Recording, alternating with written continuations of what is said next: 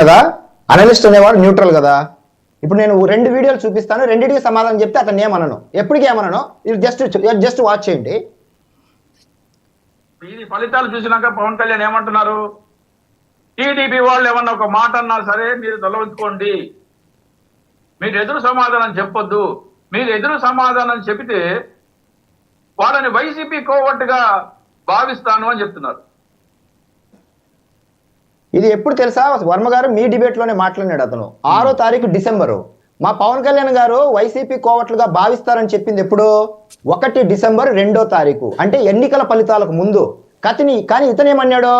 ఎన్నికల ఫలితాలు వచ్చిన తర్వాత కోవట్లుగా పరిగణిస్తాను అని చెప్పాడు 6వ తారీఖు డిబేట్ లో. అంటే వైసీపీ అనలిస్ట్ గా చెప్పడానికి ఎందుకు అంటానంటే, దానికన్నా ఇంకొక అద్భుతమైన వీడియో. నా వీడియో కూడా మీరు ఎలా చేయాలి? ఇప్పుడు అర్థమైందా? నా వీడియో కూడా ఎలా చేయాలి? మీలాగా రాష్ట్రాన్ని కాలరాసిన పార్టీ కాదు మాది. ఇతను అనలిస్ట్. ఏమైనా ఇతనికి ఒక పార్టీ ఉంది మనసులో. ఆ పార్టీ మనసులో పెట్టుకొని వచ్చి రోజు కాడి పోయి కూర్చొని ఏం మాట్లాడినా ఎవడు ఏమన్నాడు. కానీ జనరల్ మీడియాల దగ్గరకు వచ్చి, మనుషులందరి దగ్గరకు వచ్చి అక్కడ కూడా వైసీపీకి భజన చేసుకుంటూ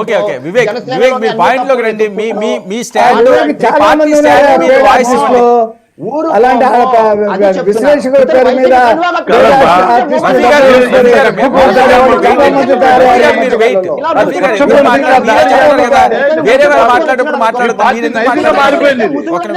ఇలాంటి దాడి చేయడం ఇది కరెక్ట్ కాదు.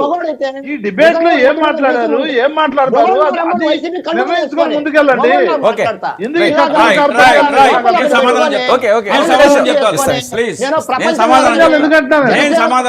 పిల్ల సైనికులు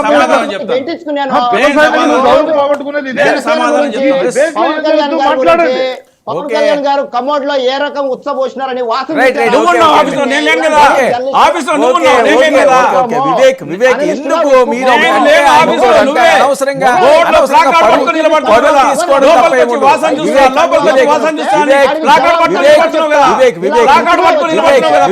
పరువు తీసుకోవడం తప్ప ఎవరికి ఇది మంచిది కాదు. డిబేట్ లో మీ పరువు మీరే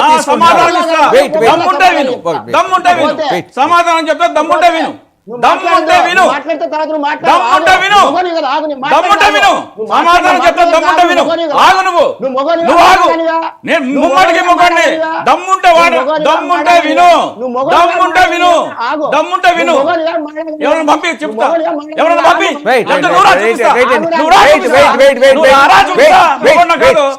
అమ్మాయి పంపి